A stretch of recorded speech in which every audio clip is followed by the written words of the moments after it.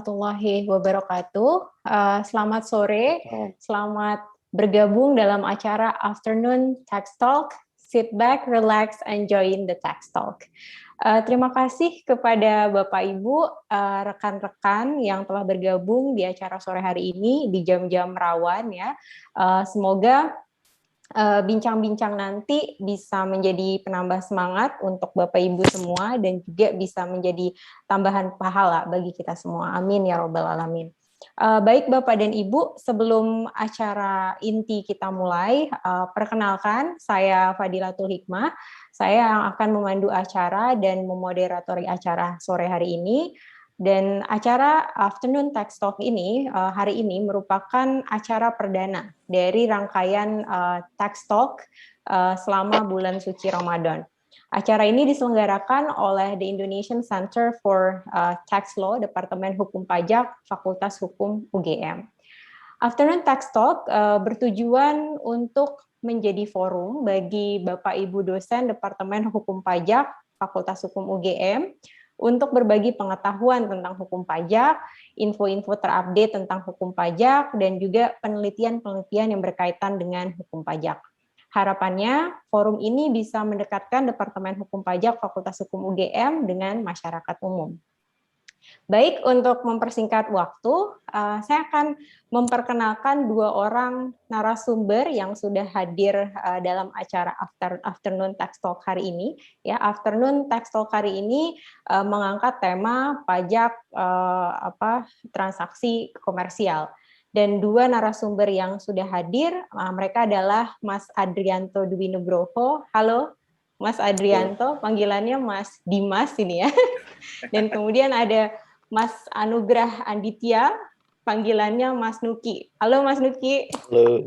Ya, sehat-sehat Mas Dimas dan Mas Nuki. Ya, alhamdulillah sehat. Ya, Mas Dimas dan Mas Nuki ini adalah dosen-dosen kece dari Departemen Hukum Pajak ya, Fakultas Hukum UGM gitu. Dan beliau-beliau ini yang nanti akan menyampaikan materi tentang topik ya pajak transaksi komersial. Nah, yang pertama yang akan kami sampaikan adalah bahwa masing-masing narasumber akan kami beri waktu 10 menit untuk menyampaikan materi. Lalu acara akan kita lanjutkan dengan sesi tanya jawab. Nah, bagi Bapak Ibu peserta sekalian itu dapat menyampaikan pertanyaan melalui kolom chat yang sudah tersedia atau bisa juga nanti raise hand untuk menyampaikan pertanyaan secara live.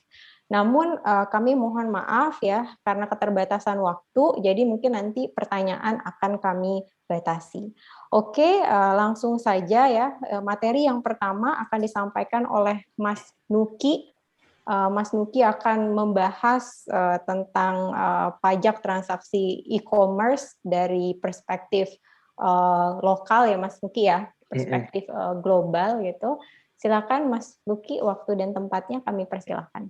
Oke, baik. Terima kasih atas waktu yang diberikan, Mbak Dila. Ini akan saya share screen ya, karena ini nanti juga akan digunakan sebagai panduan guideline saya maupun kita semua nanti ketika mau akan ada pertanyaan. Ya, jadi pada dasarnya ketika kita bicara perpajakan ya, pajak dan transaksi elektronik, maka di sini kita ya lebih enak menggunakan istilah seperti ini. Ada transaksi konvensional atau transaksi yang biasa kita lakukan, tradisional seperti apa yang terjadi pada saat ini. Kemudian ada juga nanti yang lebih ke arah ke sini modern, itu nanti yang dinamakan dengan transaksi elektronik. Jadi ini kita gunakan terminologi seperti ini supaya nanti untuk memisahkan yang model non elektronik dengan yang bukan ya, elektronik dengan yang non. Jadi transaksi konvensional atau yang seperti yang kita ketahui ya, yang sehari-hari kita semua lakukan.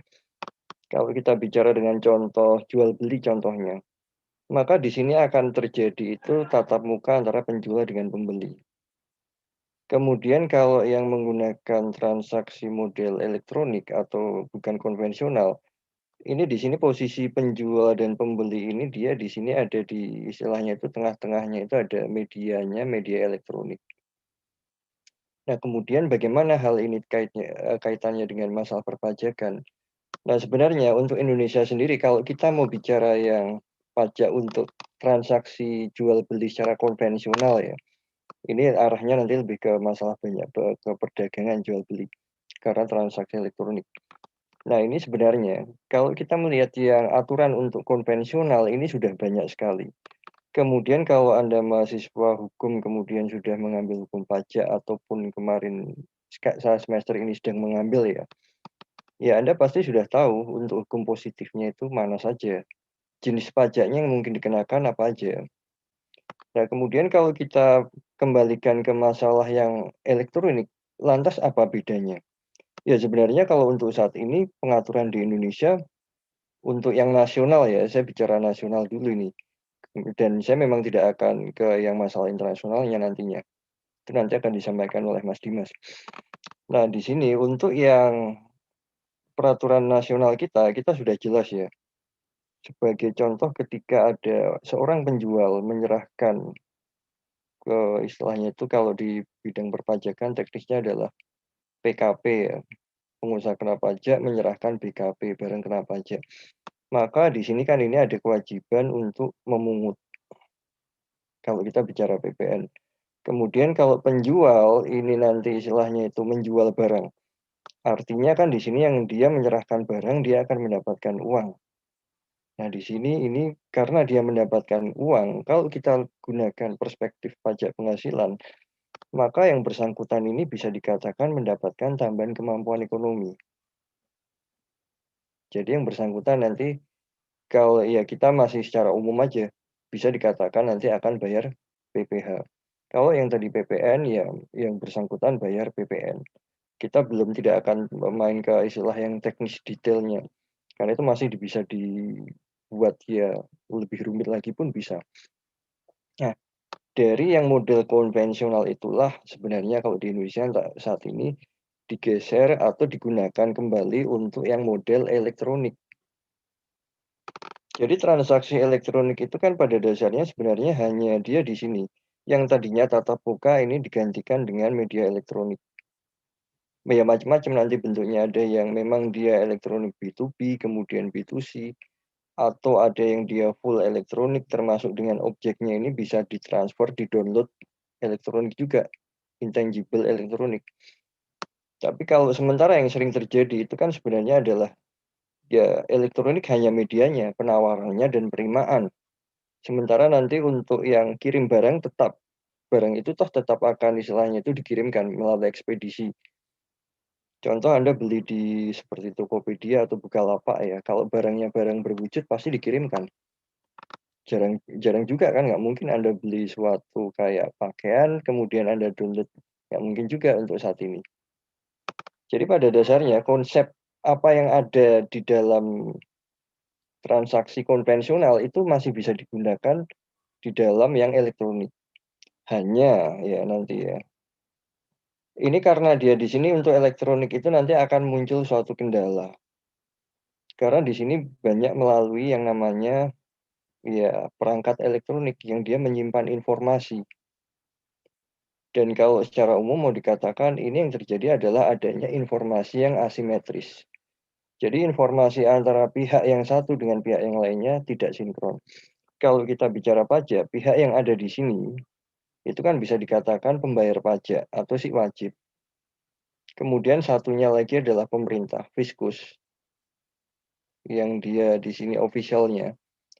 Nah, ini kadar informasi di antara mereka berdua ini, ketika transaksi elektronik ini digunakan, yang terjadi itu adalah ada yang tidak simetris, ada perbedaan.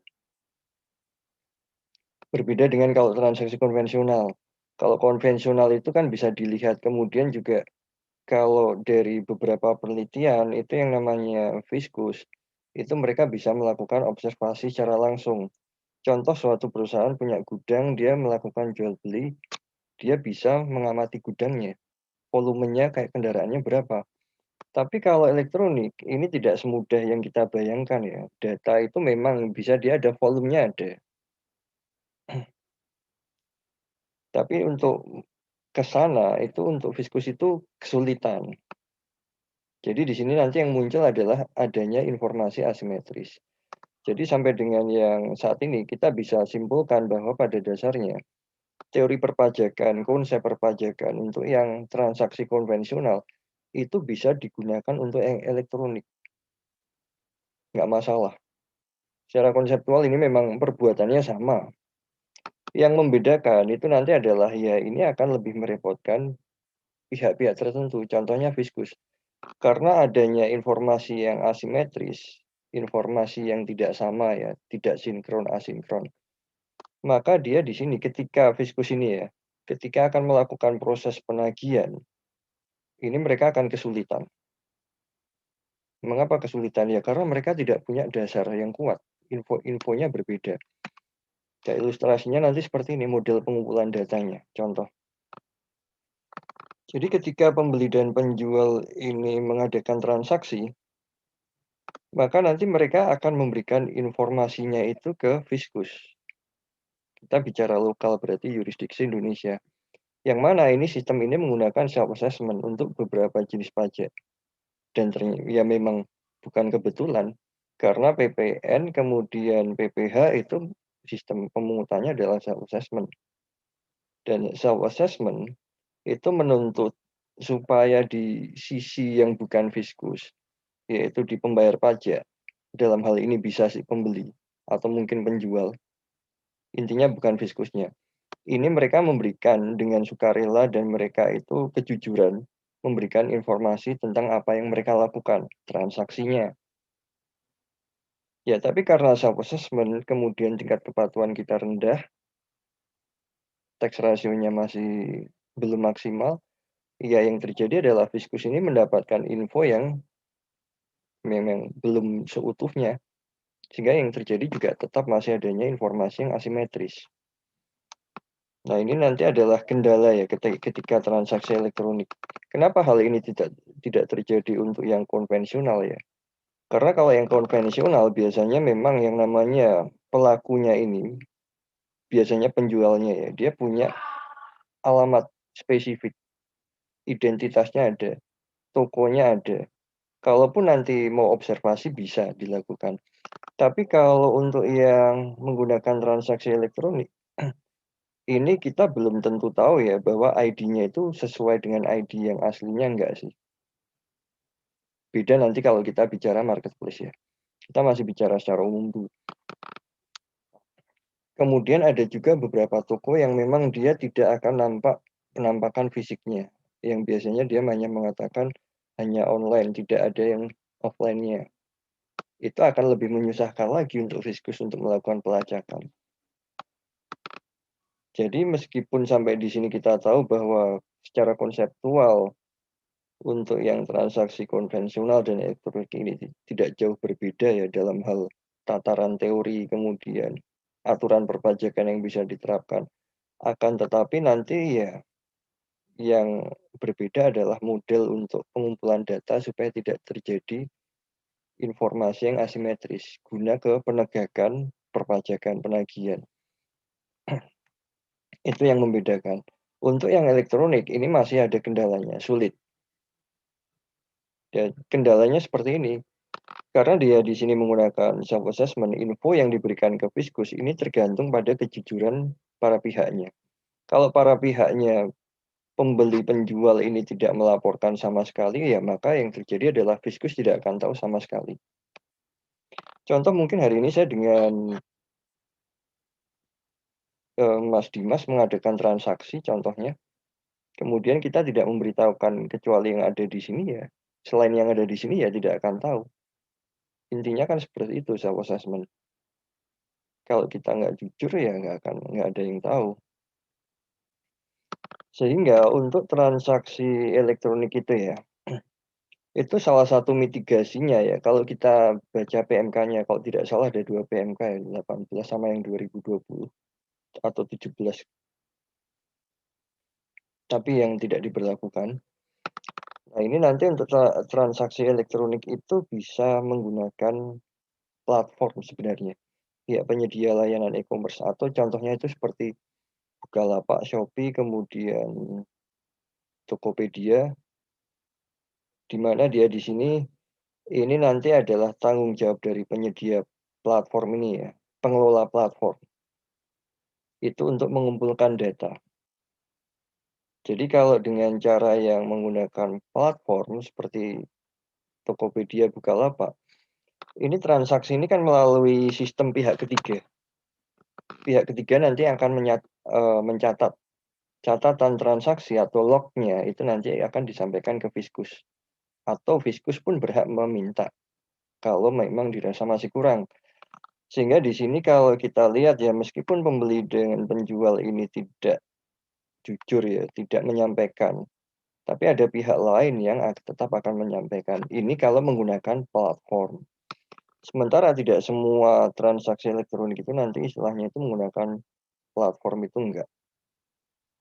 Itu masih juga akan menjadi kendala. Contoh, menggunakan media sosial itu bukan platform untuk perdagangan elektronik ya. Jadi sistem penyimpanan catatan recordnya itu tidak akan seakurat yang memang sistem untuk perdagangan elektronik.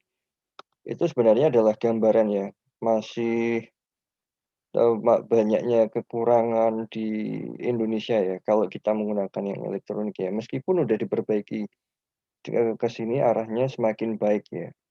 Termasuk nanti metode pengumpulan data untuk transaksi elektronik itu seperti apa. Ya, tapi setidaknya dari paparan yang saya sampaikan ini kita bisa tahu bahwa sebenarnya konsep perpajakan konvensional ya yang Anda kenal sampai dengan saat ini ya, itu bisa diterapkan untuk yang elektronik. Yang membedakan apa? Nanti hanya tinggal nanti proses untuk istilahnya itu pengumpulan data, validasi data, pengecekan integritas datanya, atau penentuan kapan terjadinya suatu perbuatan atau ada peristiwa nggak yang menimbulkan utang pajak, itu yang berbeda. Karena dia di sini medianya elektronik. Akan tetapi nggak semua yang namanya elektronik itu juga berbeda. Karena nanti kalau kita pilah lagi, elektronik yang istilahnya itu hanya penawaran. Contoh mungkin Anda melalui FJB ya, forum jual beli, Anda tawarkan sekian tapi tetap nanti COD. Itu masih tetap masuk ke konvensional. Elektroniknya hanya sebatas sampai dengan domainnya itu hanya di masalah penawaran terimaan. Transaksinya selebihnya adalah yang konvensional. Kalau cara seperti itu ya masih agak mudah. Tapi nanti yang memang benar-benar full elektronik kemudian dia cross border ini yang nanti harus disiapkan benar-benar. Karena itu memang sebenarnya advance ya. Contoh yang seperti itu apa? Kalau Anda istilahnya itu seorang gamer ya, Anda punya akun Steam atau mungkin akun yang lainnya. Kalau Anda beli game, itu kan Anda bayar memang pakai rupiah ya. Tapi mengalirnya kemana? Kemudian barangnya, objek yang Anda beli ini kan juga intangible, Anda download kan. Anda payment-nya digital, kemudian nanti untuk yang delivery digital. Nah itu nanti yang lebih advance ke situ. Kalau yang saya bahas ini kan sebenarnya yang sering terjadi dalam kehidupan sehari-hari lah. Yang lebih dekat ke bumi itu ya seperti ini. Transaksi yang Anda lakukan di Tokopedia, Bukalapak itu ya pada dasarnya kalau memang versi konvensionalnya mengatakan itu menimbulkan utang pajak ya bisa dipersamakan, dianalogikan. Berarti yang di elektronik tadi juga menimbulkan utang pajak. Iya. Nah, itu harus kita cek lagi. Kriterianya seperti apa.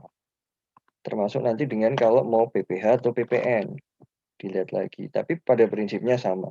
Kalau konvensional Mohon kena. maaf, Mas Nuki, waktunya sedikit lagi ya, Mas. Oke, kebetulan udah selesai juga ini. Oke. Nggak Jadi apa-apa di akhirnya. itu tadi ya yang bisa saya sampaikan. Kemudian waktu saya kembalikan ke moderator Mbak Dila. Terima kasih. Ya, terima kasih Mas Nuki atas penjelasannya ya. Tadi banyak yang sudah dibahas, misalnya tentang kapan sih utangnya, kapan utang pajak itu muncul untuk transaksi e-commerce, kemudian juga terkait dengan informasi asimetris, dan juga kaitan antara self-assessment dan kemudian tax ratio yang belum maksimal di Indonesia ya. Jadi itu cerita tentang pajak e-commerce yang terjadi di dalam negeri. Nah, sekarang pembicara berikutnya itu Mas Dimas akan menjelaskan aspek dari pajak e-commerce, aspek global dari pajak e-commerce. Mas Dimas, waktu dan tempat kami persilahkan. Ya, terima kasih Bu Dila. Saya izin share screen. Saya akan pick up dari pembahasan yang sudah dipaparkan oleh Pak Nuki. Memang pada prinsipnya lalu secara teknis ini memang masih banyak kesulitan-kesulitan untuk memungut pajak dari transaksi elektronik. Nah, cuma memang mau tidak mau, suka tidak suka, pemerintah ini sudah harus mulai memikirkan atau sudah mulai memungut pajak-pajak dari transaksi elektronik tersebut. Kenapa? Ya, satu sisi jika terus dibiarkan tidak dipungut pajaknya, maka akan terjadi apa yang disebut dengan playing field yang tidak level gitu ya. Artinya ada perbedaan perlakuan pajak antara bisnis konvensional dengan bisnis elektronik. Sehingga memang semakin cepat diperkenalkan atau diintroduce oleh pemerintah, maka akan sedikit memberi confidence kepada pelaku-pelaku bisnis konvensional dan juga sedikit quote and quote sedikit slap gitu ya, atau tamparan bagi mereka yang memang melakukan bisnis digital dan selama ini mereka bisa escape dari taxation gitu. Nah, lalu dan ini bukan hanya Indonesia saja yang memang ingin memungut pajak dari transaksi elektronik itu, namun juga banyak negara, sehingga nanti muncul upaya-upaya multilateral untuk memungut atau merumuskan secara bersama-sama bagaimana sebaiknya profit dari transaksi layanan digital ini dipungut oleh masing-masing negara, dan bagaimana lalu mereka yang melakukan bisnis layanan digital ini mereka paying equal share kepada masing-masing jurisdiksi di mana mereka beroperasi. Itu adalah tujuan akhirnya. Namun caranya menuju sana memang akhirnya berbeda-beda. Ada yang secara unilateral tanpa menunggu upaya bersama ini lalu sepakati, ada yang mulai menerapkan karena mereka merasa mereka sudah kehilangan banyak revenue dari bisnis layanan digital yang tidak tersentuh pajak di wilayah jurisdiksinya, sehingga mereka memperkenalkan saja secara unilateral tanpa menunggu dari hasil dari pembahasan global. Nah, sebenarnya secara kontekstual juga selain pajak-pajak ini yang seperti diintroduksi di Austria, India, Italia, Spanyol, Turki, dan Inggris, ini kan kalau ini konteksnya adalah pajak langsungnya ya, atau direct tax yang diperkenalkan secara unilateral. Artinya mereka yang pajak yang secara langsung menyasar profit atau laba dari si perusahaan multinasional yang bergerak di bidang layanan digital. Tapi sejak 2017 memang OECD juga menyarankan sembari konsensus global itu berproses sampai pada akhirnya tercapai, itu memang negara-negara itu didorong atau di-encourage untuk mengenakan pajak tidak langsung. Dalam konteks ini adalah VAT gitu ya, atau value added tax atau pajak tambah nilai. Sehingga itu pula yang akhirnya dilakukan oleh Indonesia, yang kita tahu bahwa dengan diundangkannya Perpu 1 2020 dan Undang-Undang 2 tahun 2020, lalu kita sekarang punya PPN PMSC, dan bahkan di Perpu itu atau di undang-undang itu juga diatur tentang PTE, pajak transaksi elektronik. Cuma lalu ketika akhirnya Indonesia menjadi subjek dari investigasi USTR, dia bilang PTE-nya belum bisa diberlakukan. Jadi memang agak apa ya, akhirnya secara legal menjadi agak aneh, kenapa sudah diatur, sudah ada undang-undangnya tapi tidak memungut. Itu juga menjadi pertanyaan harusnya. Atau kalau memang dari dulu tidak akan dipungut, kenapa lalu diundangkan secara terburu-buru dalam Perpu itu gitu ya. Nah, akhirnya ini menjadi blunder sendiri dari pemerintah. Tapi yang sudah berjalan adalah, atau setidaknya yang sudah mulai diadministrasikan adalah pemungutan PPN PMSC-nya. Oke, nah yang terjadi adalah ketika negara-negara ini lalu mulai memperkenalkan pajak langsung atas digital services tax, apapun namanya di negara mereka, yang itu menyasar profit langsung dari laba usaha dari perusahaan tersebut. Lalu yang terjadi adalah upaya-upaya untuk pemerintah Amerika ini melakukan retaliasinya tentu tidak di bidang perpajakan gitu ya, melainkan di bidang perdagangan. Sehingga memang dari laporan-laporan USTR ini rekomendasinya kepada President of the United States adalah sama gitu. Jadi mereka dikenakan tarif slab 25% dari semua goods yang berasal dari negara itu. Tujuannya apa? Tujuannya untuk mengkompensate perusahaan-perusahaan US yang mereka pajaki dengan digital services tax. Jadi di sini mereka udah identify berapa sih sebenarnya potensi DST di masing-masing negara yang menerapkan DST secara unilateral. Tadi mereka sudah identifikasi, dan nanti mereka akan retaliasi itu dengan cara barang-barang dari negara itu diselak dengan tarif 25% gitu ya. Dan nanti untuk mencapai angka tersebut ya dikalikan saja volumenya mungkin. Nah, itu yang terjadi, tapi tentu ini masih proses juga ya. Kita tahu bahwa planningnya OECD untuk mencapai konsensus akhir tahun 2020 akhirnya meleset gitu. Entah karena alasannya COVID dan lain-lain, tapi intinya belum tercapai. Dan kabarnya akan diupayakan pertengahan tahun ini. Nah, apa yang terjadi dengan Indonesia? Ya, Indonesia akhirnya escape dari investigation itu karena mereka akhirnya bikin statement bahwa kita tidak menerapkan PTE sekarang. Kita masih menunggu hasil dari konsensus global dan kita hanya menerapkan indirect tax-nya dalam bentuk VAT. Artinya kalau kita berbicara VAT tentu itu tidak menyasar langsung dari profit dari perusahaan tadi, sehingga dari perspektif resident state dari perusahaan-perusahaan yang giant tech companies ini, mereka tidak merasa dirugikan gitu karena revenue-nya tetap akan kembali ke mereka gitu.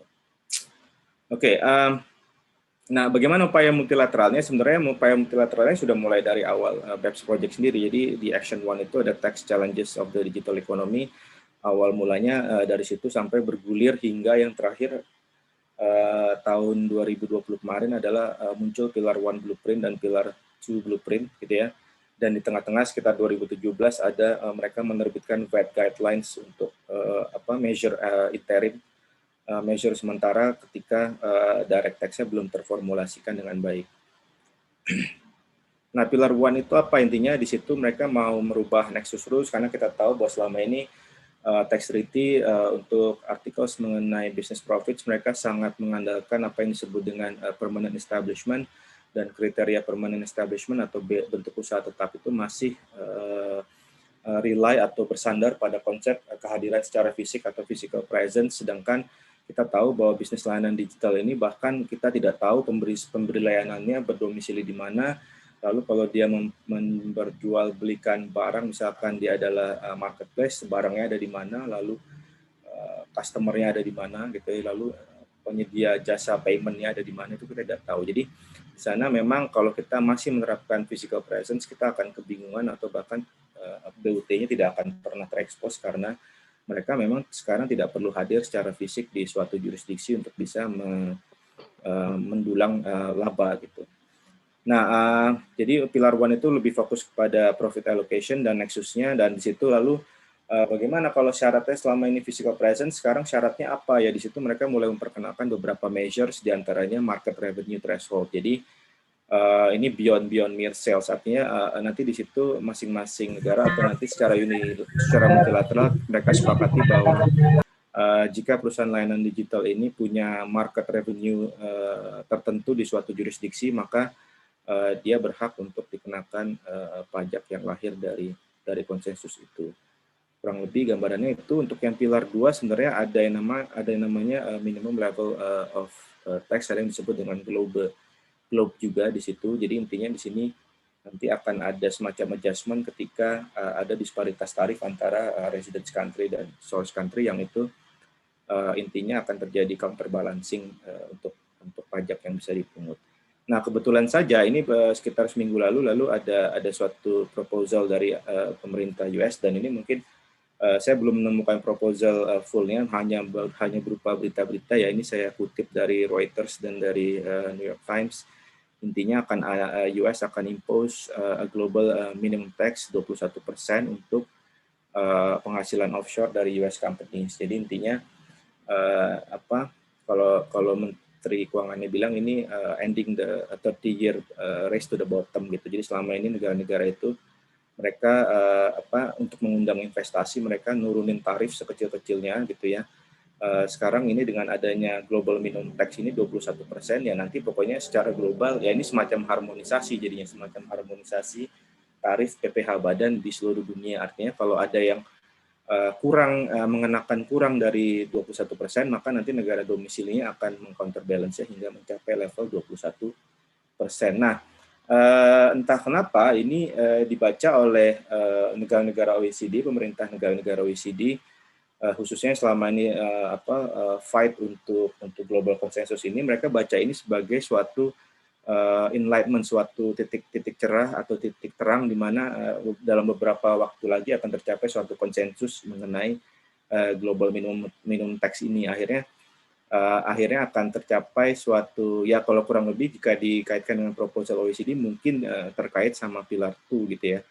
Nah, tapi setidaknya ini perkembangan terakhirnya sekitar seminggu yang lalu, dan nanti kita masih menunggu proposal lengkapnya sebenarnya seperti apa gitu. Nah, yang pasti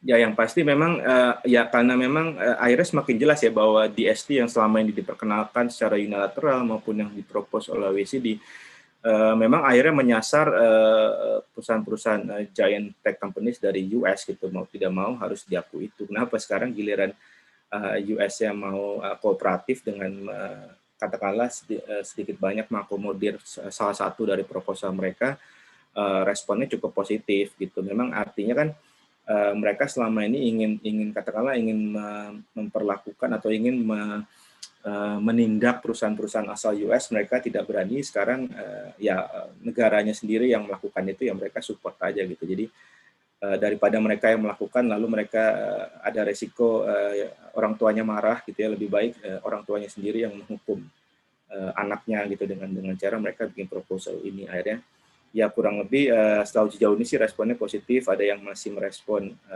menunggu proposal lengkapnya gitu ya. Nah, kita nantikan saja dalam beberapa waktu ke depan. Saya pikir itu, Bu Fadila, saya kembalikan. Terima kasih. Selamat sore.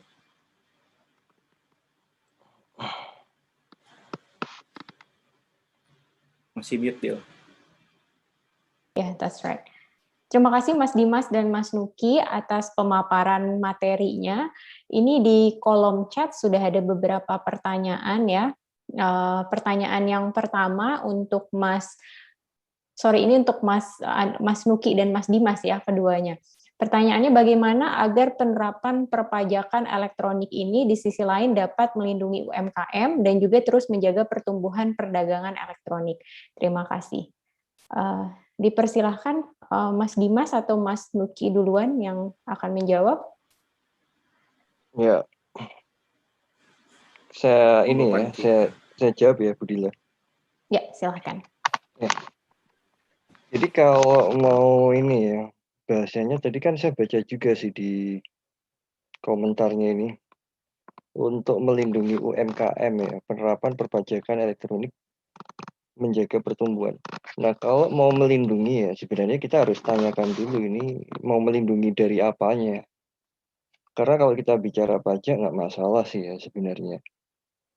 Yang menjadi masalah pajak itu biasanya nanti ya, kalau untuk UMKM, itu adalah proses administrasi perpajakan yang oleh orang-orang itu dikenal ribet, rumit. Jadi seandainya nanti memang mau menyasar UMKM ya, tapi supaya mereka nanti tidak trauma dengan mengisi laporan perpajakan yang terkenal mungkin banyak pilihannya, kemudian rumit. Nah, ini harus disederhanakan. Sebenarnya kalau dari perspektif saya pribadi ya, untuk perpajakan elektronik ini ya ini sebenarnya sama, untuk yang konvensional pun juga harus dilakukan. Yaitu kalau ingin tetap menjaga pertumbuhan, kemudian tidak ada yang melakukan penggelapan atau mengemplang pajak. Permudah juga nanti administrasinya. Kemudian nanti tambahkan juga nanti seperti insentif. Bagi yang memiliki NPWP, perlakuannya mendapatkan apa mereka? Seperti ya istilahnya itu reward and punishment itu. Jadi istilahnya tuh di sini untuk yang pembayar pajak, pelaku usaha itu nanti dengan mereka melaporkan telah terjadi sesuatu yang menimbulkan utang pajak, mereka itu merasa diapresiasi. Karena kan selama ini istilahnya itu trust-nya itu kalau kita bicara ke masalah pajak ya, itu masyarakat kan masih agak kurang juga, mereka menganggap pajak itu momok juga, menakutkan. Karena sampai ya kapanpun akan dikejar. Yaitu kalau itu tugasnya dari Fiskus. Sehingga nanti kalau untuk melindungi UMKM, menjaga pertumbuhan perdagangan elektronik, ya tentunya kalau mau alasan simpelnya sih, kembali ke tadi, administrasi perpajakannya dipermudah. Itu sudah melindungi UMKM, kemudian nanti juga untuk tetap bisa menjaga pertumbuhan yang perdagangan elektronik ya. Karena kalau nanti administrasinya sulit, itu mereka ya pembayar pajak akan resisten, mereka menempuh cara lain. Ini akan kontraproduktif. Ya sementara dari saya itu sih, nanti kalau ada lagi bisa saya tambahkan untuk pertanyaan ini. Ya, terima kasih Mas Nuki atas jawabannya. Jadi tadi yang di-highlight terkait reward and punishment ya Mas, ini perlu dipertegas oleh pemerintah dan juga tadi kemudahan administrasi perpajakan ya, supaya kemudian pelaku UMKM juga bisa melaksanakan kewajiban perpajakannya sesuai ketentuan undang-undang, tapi tidak menambah burden ya, tidak menambah compliance cost-nya. Ya, terima kasih Mas Dimas. Silakan. Oke, ya mungkin sedikit tambahan saja dari apa yang sudah disampaikan Pak Nuki. Jadi kalau kita ngomongin PTE ini, saya pikir yang disasar itu sebenarnya bukan UMKM-nya per se ya, karena mungkin nanti saya bayangkan yang akan menjadi agentnya, tax agentnya, entah itu nanti VAT atau itu direct tax, itu saya pikir akan marketplace-nya itu sendiri gitu. Nah, cuma memang mereka ini juga harus dipikirkan, karena kalau mereka jelas ya, mereka berdomisili di Indonesia dan kemungkinan mereka bisa dipungut pajaknya dengan cara-cara yang sudah kita tahu dalam undang-undang. Cuma yang sulit adalah bahwa kompetitor mereka yang berada di luar negeri ini bisa mengakses pasar Indonesia yang sama, tapi pemerintah punya kesulitan akses untuk memungut pajak karena mereka tidak berdomisili di Indonesia gitu. Nah, itu yang sekarang sedang dicari solusinya kan di situ. Jadi bagaimana si marketplace Indonesia dan juga kompetitornya ini mereka ketika mereka mengakses market yang sama, yaitu market Indonesia, ya harusnya mereka kena tax burden yang sama gitu. Artinya bahwa nanti persaingan di antara mereka itu tidak boleh dipengaruhi oleh faktor-faktor perbedaan pelakuan pajak gitu. Saya pikir itu nanti untuk UMKM sendiri ya seperti kata Pak Nuki bilang ya, sebenarnya memang ke depannya diarahkan agar UMKM ini semakin menjadi wajib pajak yang mandiri, yang full, yang itu bisa diandalkan oleh pemerintah selayaknya wajib pajak badan lainnya gitu. Karena kita tahu selama ini UMKM ini karena satu dan lain hal mereka termasuk golongan yang paling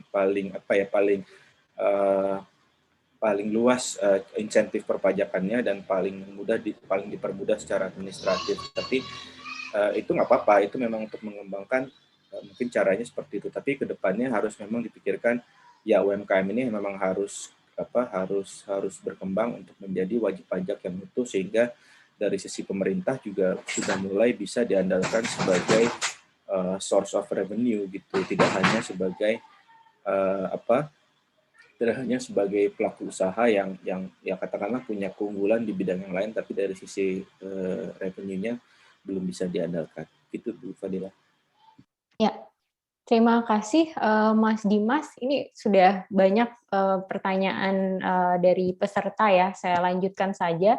Ada pertanyaan, selamat sore Bapak Ibu, izin bertanya, untuk mempermudah pemungutan pajak para pelaku online marketplace merchant dalam negeri, apakah memungkinkan dilakukan pemungutan dengan skema PPh pasal 22 dengan mengatur perusahaan marketplace sebagai pemungut PPh? Dengan melakukan perubahan PMK 34 tahun 2017 dan menambahkan perusahaan marketplace sebagai pemungut pajak. Nah, monggo Mas Dimas atau Mas Nuki yang ingin menjawab terkait ini pemungutan PPh yang dilakukan oleh marketplace merchant, Mas Dimas dan Mas Nuki. Tak jawab lagi ya? Ya, silakan.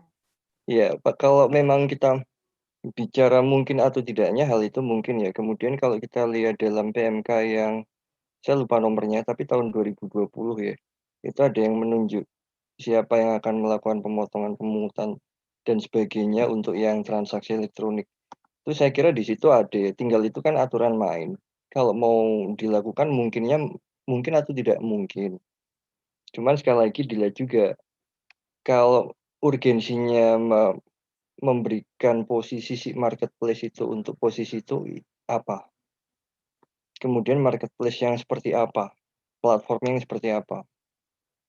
Termasuk nanti ke depannya yang harus dipikirkan ya sebenarnya masalah ini sebenarnya, standarisasi data yang harus atau laporan yang harus disampaikan. Kalau kita kembali ke belakang terkait dengan apa yang namanya Automatic Exchange of Information, itu ada istilahnya kan CRS ya, Common Reporting Standard. Di situ ada istilahnya data apa yang harus disampaikan. Saya yakin kalau orang teknis pasti paham. Kayak dalam database itu field minimal itu harusnya apa, istilahnya itu primary key-nya itu apa. Itu yang harus ada. Jadi kalau istilahnya mau secara kebijakan ditunjuk mereka, ya nggak masalah, gampang gitu. Kalau dari segi kebijakan gampang. Cuma dari sisi teknisnya, memungkinkan nggak sistem mereka ini nanti ada interoperabilitas dengan sistemnya DJP atau mungkin sistem dari kementerian mana. Nah itu yang perlu dipikirkan. Karena kalau memang sebatas mungkin nggak menunjuk si A, si B, ya kalau Anda sebagai yang punya kuasa pembuat peraturan berwenang, ya Anda tinggal rumuskan. Jadi itu ya maka yang tadinya si A tidak bisa memungut menjadi memungut pun bisa. Atau sebaliknya. Kalau kebijakan nggak masalah, tapi yang harus dipikirkan nanti adalah teknisnya itu nanti memadai nggak. Kemudian kapasitas SDM-nya nanti bisa nggak, ada nggak. Marketplace yang kelasnya seperti apa nanti, levelnya apa. Yang istilahnya itu harus menetapkan hal itu. Bisa ditunjuk seperti itu. Jadi mau dia ditunjuk sebagai pemotong, pemungut, atau nanti mungkin ya istilahnya itu melaksanakan kepanjang tangan dari fiskus ya, membantu fiskus ya nggak masalah. Tinggal yang penting nanti dipikirkan secara teknis mungkin nggak hal itu dilakukan. Mengingat kita kalau bicara yang teknologi informasi, sistem elektronik, ini juga ada keterbatasan sistem kan. Kalau transaksi per hari katakanlah berapa transaksi, nggak mungkin juga nanti Anda istilahnya itu sistem itu teknisnya itu kuat untuk menyimpan server itu data log itu sekian. Itu nanti yang penting untuk dipikirkan. Jadi kalau dari segi kebijakan saya mengatakan mungkinnya mungkin. Itu sih dari saya. Ya, terima kasih Mas Nuki, Mas Dimas. Ya, mungkin sedikit tambahan. Jadi memang ada, kalau saya baca ada beberapa peraturan di PMK 34 2017 itu yang sudah dirubah dengan PMK 199 2019 gitu ya. Jadi nanti ya untuk teknis jawabannya memang harus dipelajari lagi sih nanti. Saya belum mendalami PMK 34 dan 199 2019, tapi jawaban singkatnya memang beberapa pasal di PMK itu sudah dirubah dengan 199 2019 yang mungkin itu berkaitan dengan pertanyaan yang disampaikan Pak Yudi tadi. Itu Bu Dila. Terima kasih Mas Dimas dan Mas Nuki. Pertanyaan berikutnya ini tentang transaksi cryptocurrency, Mas Dimas dan Mas Nuki ya. Ini pernah ada mahasiswa kita juga nih yang menulis tentang pemajakan atas transaksi cryptocurrency Bitcoin. Nah, pertanyaannya ini adalah seperti yang kita ketahui sekarang bahwa pemerintah sedang menggodok pajak transaksi cryptocurrency. Nah, menurut Bapak Anugrah, bagaimana gambaran pemungutan pajak yang tepat yang dapat diimplementasikan oleh pemerintah kepada investor kripto? Langsung ke saya. Ini spesifik kepada Pak Anugrah, tapi tentunya Pak Anugrah dan Pak Adrianto silahkan untuk mengungkapkan pendapat. Ya sebenarnya ribet juga ya kalau kita bicara cryptocurrency itu. Kemudian saya nggak tahu, ini saya nggak mengikuti yang perkembangan terakhir ya, cryptocurrency mau dipajakin itu dari mana. Tapi yang jelas kemungkinan mungkin itu di luar dari DJP sih. Karena kalau orang pajak saya kira nggak akan sampai ke sana ya. Nggak akan sampai punya gambaran untuk memajaki transaksi kripto. Karena di satu sisi sendiri kan ini juga masih kontroversial yang namanya untuk yang kripto ini kayak Bitcoin, kemudian terakhir itu Dogecoin itu banyak lah istilahnya itu sebenarnya. Kemudian kalau mau dikenakan pajak ya dia sebenarnya kan bisa dikatakan dipajaki sebagai aset ya kalau mau cryptocurrency ini dikenakan. Karena yang namanya cryptocurrency itu adalah dia digital asset atau aset yang intangible dalam bentuk digital. Kemudian dia tersimpan, kemudian nanti ada kaitannya dengan istilahnya itu yang namanya blockchain. Panjang sih itu sebenarnya. Jadi kalau memang mau dipajaki, simpelnya udah ya dipajaki. Idealnya itu kena, kalau mau kena ya PPh final, udah clear, udah beres. Tapi satu yang harus kita sepakati bahwa yang namanya cryptocurrency itu sampai dengan ini pendekatan teknis itu mengatakan itu adalah digital asset. Jadi itu adalah aset digital itu nantinya. Nah, tinggal nanti saya nggak tahu kalau konsep pemerintah Indonesia memajaki dia sebagai asetnya atau sebagai sesuatu yang bisa menambah kemampuan ekonomi aset ini tumbuh. Nah, itu juga harus dijelaskan nanti untuk yang konsep dari pemerintahnya sendiri, urgensi mereka memajaki ini apa. Kemudian paradigma yang mereka gunakan ini melihat kripto ini sebagai apa sih? Itu juga harus dipahami dulu itu. Dan sementara sampai dengan sejauh ini ya memang masih belum jelas. Kita masih kayak seperti euforia, wah ini menjanjikan, ya udah pajaki aja, kayak gitu. Makanya sampai dengan saat ini kita memang masih perlu riset sih. Kripto itu apa, kemudian dia bagaimana sih dia bisa menambah, memunculkan, bisa memperkaya si pemiliknya yang menguasainya. Baru nanti layak nggak dipajaki. Jangan-jangan nanti dia hanya istilahnya itu sesaat. Kita udah susah payah bikin aturannya, ternyata dia nggak ada yang berminat, mungkin karena terlalu berisiko. Atau mungkin nanti dia ada risikonya tapi kecil, jadi nanti bisa dikenakan ya mungkin kayak PPh final itu. Soalnya kalau kita baca undang-undang PPh kan penghasilan dalam bentuk apapun ya Mas ya. Iya, itu yang sangat luas. Iya. Termasuk dengan Anda dapat barang pun kalau diasumsikan oleh Fiskus menambah kemampuan ekonomi ya itu kena. Ya saya kira itu sih kalau untuk kripto. Makanya paradigma pemerintah ini harus dijelaskan dulu mereka melihat kripto itu sebagai apa. Karena sepertinya ini yang membawa pengkategorisasiannya ya. Iya. Kalau mereka sendiri masih yang penting kena pajak, ya nggak bisa seperti itu. Karena ini kita belum jelas sih aturannya mau arahnya kemana. Belum mendapatkan info juga nanti bahwa ini sebenarnya mereka memandang kripto perlu dipajaki karena ini apa sih urgensinya itu. Oke, kalau gitu coba kita lihat pendapatnya Mas Dimas. Mas Dimas gimana Mas Dimas? Kalau transaksi cryptocurrency, katanya pemerintah sekarang sedang mengejar pajak transaksi cryptocurrency gitu. Betul. Tapi kalau kita telusuri beritanya, memang pemerintah bilangnya belum tahu ini akan diskemakan apa. Cuma kan kalau kita balik lagi ke pasal 4 ayat 1 Undang-Undang PPh kan memang penghasilan itu definisinya luas, tiap tambahan kemampuan ekonomis yang bisa digunakan oleh penerimanya untuk melakukan konsumsi atau untuk tujuan lainnya. Sehingga dari dasar ini sebenarnya bisa saja nanti diatur secara spesifik untuk pemungutan PPh-nya. Cuma yang perlu kalau misalkan kita menyamakan ini dengan transaksi misalkan seperti jual beli saham gitu ya, berarti kan ini bisa jadi nanti ini akan masuk dalam jenis penghasilan capital gain atau nanti kalau rugi capital loss gitu ya.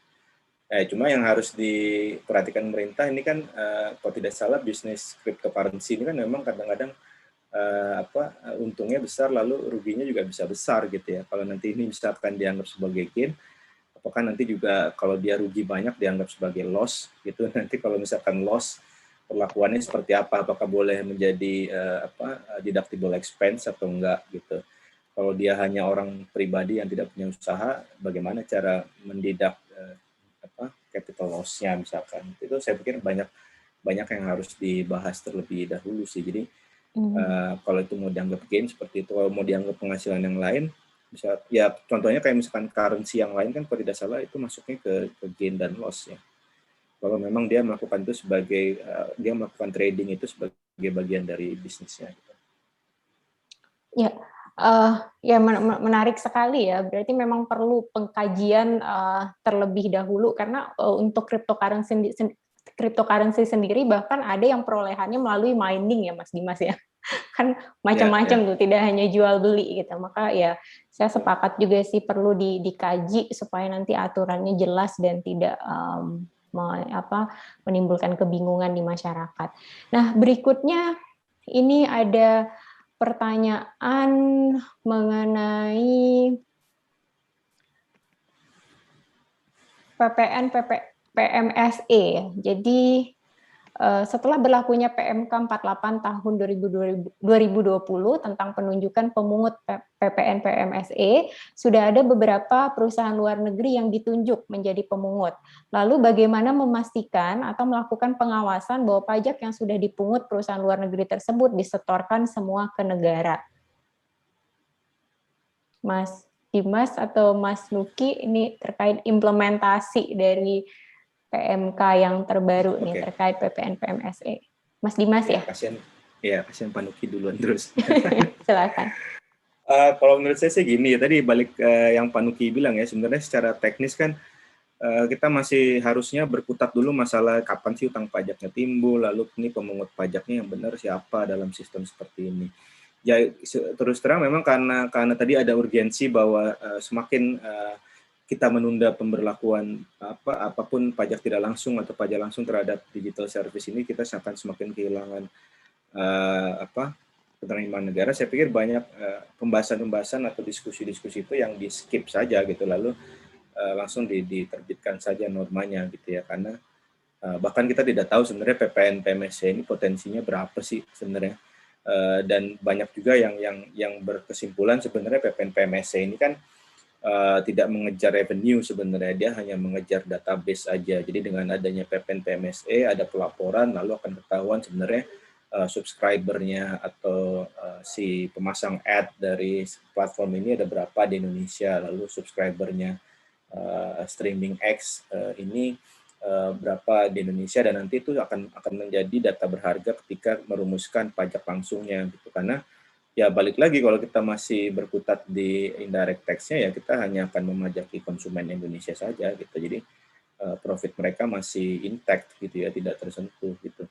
Nah, apakah akan distorkan ke semua negara? Semua ke negara ya tadi seperti Pak Nuki bilang, pasti masih mengandalkan voluntary compliance dari si wajib pajak di luar negeri. Bagaimana kita tahu bahwa yang sudah dilaporkan itu sudah sesuai potensi sebenarnya atau tidak gitu ya. Oke, misalkan pemerintah ada kecurigaan ini masih under reporting gitu. Lalu apa yang bisa dilakukan? Mau audit dari siapa gitu? Mau audit kemana gitu? Kita bahkan nggak tahu mereka agensinya ada di mana. Lalu mau minta bantuan pemerintah mitra misalkan, ya belum tentu mereka juga mau membantu gitu ya. Jadi saya pikir banyak hal-hal teknis yang di skip, yang itu lagi-lagi mungkin agak-agak impulsif karena tadi ada tujuan urgent untuk memungut pajak dengan segera mungkin gitu ya. Akhirnya ya yang terjadi ya seperti ini. Jadi masih mengandalkan voluntary compliance, dan kalau kita mau enforce tax law-nya, misalkan audit, lalu ada penagihan, ada sengketa, itu kita juga tidak tahu salurannya gimana dengan pelaku-pelaku PPN PMSE ini gitu, PMSE luar negeri itu Bu. Ya, terima kasih Mas Dimas. Waktu sudah menunjukkan pukul 16.54. Ini ternyata saya melewatkan ada satu pertanyaan gitu ya. Mungkin pertanyaan terakhir Mas Nuki gitu ya, Mas Nuki. Atau nanti Mas Dimas juga silahkan. Ini terkait transaksi elektronik. Jadi pada prinsip freight forwarding, semisal saya berkirim dokumen menggunakan aplikasi ojek online. Maka bagaimana aspek penerbitan bukti potong PPh 23-nya? Apa ia harus dibebankan ke saya? Apakah tidak ke pihak ojek online-nya? Karena pada dasarnya apabila kita menggunakan POS, maka di situ kita dibebaskan karena PT POS merupakan perusahaan milik pemerintah. Apalagi kita membayarnya menggunakan pembayaran online seperti GoPay, OVO, dan lain-lain. Mohon pencerahannya. Siapa nih? Dari Pak Dimas dulu mungkin, saya tak mencermati. Bukti Oke, potong ya, aspek penerbitan bukti potong. Ya saya masih mencerna juga PPh 23-nya di mana. Prinsipnya gini, memang kadang transaksi sama pemerintah itu pasti beda sama transaksi swasta ya. Kenapa? Karena pemerintah itu biasanya dibebani kewajiban untuk memungut pajak, misalkan PPh. Jadi misalkan kalau pemerintah dia mengadakan lelang lalu vendornya dari swasta, ya biasanya nanti pajaknya bukan dipungut oleh swastanya gitu, tapi melainkan oleh si bendaharawan pemerintahnya gitu, bahkan untuk PPN-nya sendiri. Nah mungkin dengan konstruksi yang serupa dalam konteks ini, kalau memang transaksinya melibatkan forwardernya itu adalah dari instansi pemerintah, bisa mereka ditunjuk sebagai pemungut. Tapi kalau dari sisi kalau forwardernya adalah swasta, ya mau nggak mau ya sebenarnya kalau kita ngomong PPh 23 berarti kan ada pemotong, ada yang dipotong ya. Ya siapa yang ditugasi oleh undang-undang sebagai pemotong PPh 23 ya, dialah yang punya kewajiban itu gitu. Jadi tidak bisa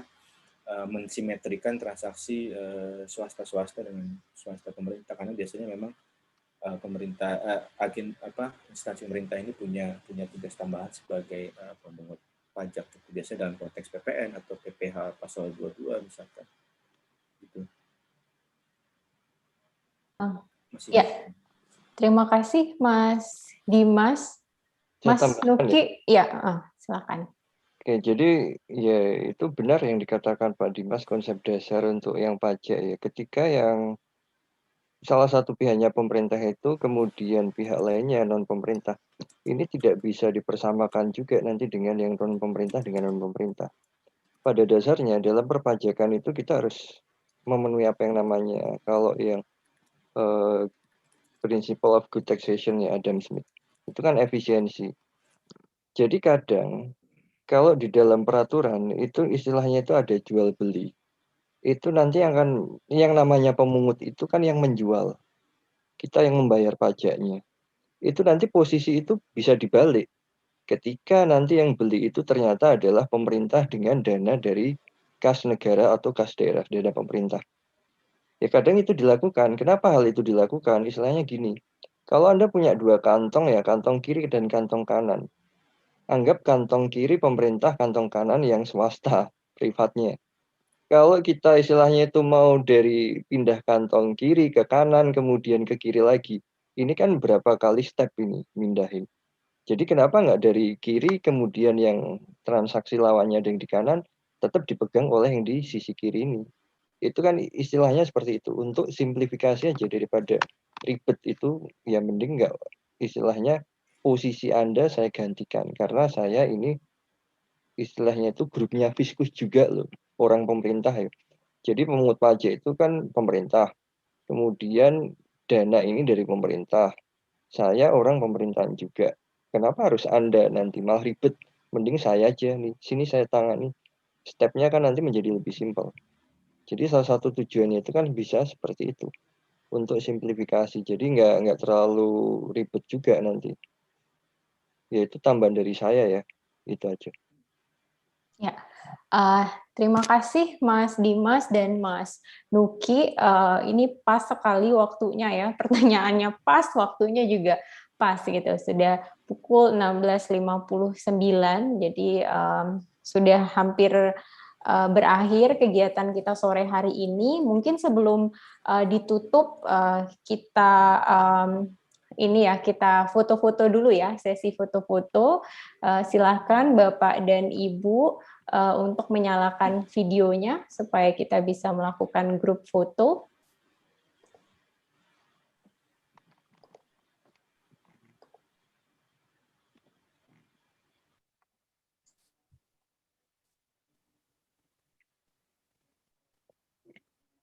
Ya.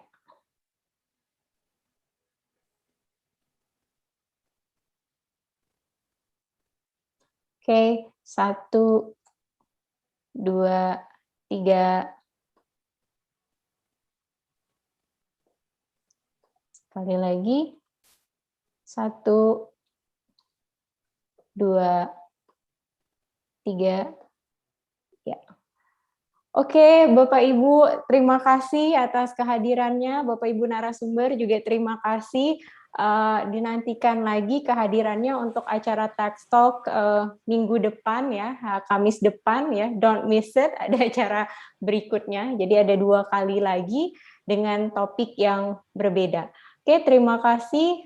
Kami akhiri acara sore hari ini. Assalamualaikum warahmatullahi wabarakatuh. Selamat sore, salam sehat semuanya. Selamat sore, terima kasih.